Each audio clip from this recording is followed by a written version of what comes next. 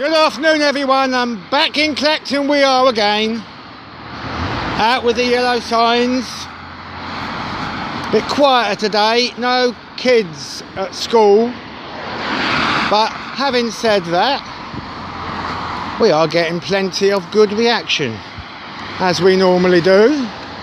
A few idiots as always, don't know what they're looking at. 4 of us today. There goes the lovely honk. And we love to do it opposite the ambulance station. They must be getting really worried with all the honks that are going on. Every time we come here we get more honks. Plenty of ambulances in there today. Still got scratched legs, I'm afraid.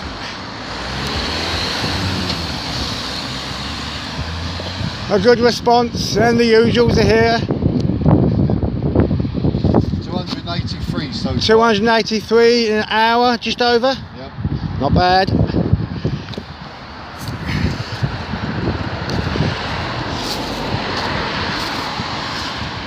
Not bad at all for a non-school rush hour time.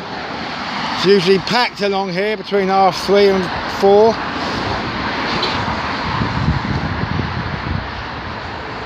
But we don't give up. We'll be back again.